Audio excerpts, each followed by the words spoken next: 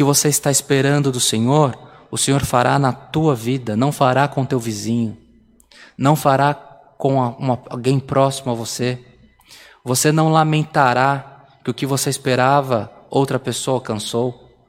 O Senhor é onipresente, é onisciente, mandou essa palavra nesta noite, falando com a tua necessidade. Recebamos essa palavra como vinda dos céus. Renove a tua fé. Pode estar na prova que for, o Senhor é contigo. O Senhor nos lembrou hoje de obras, favores, maravilhas que chegaram, que foram consumados.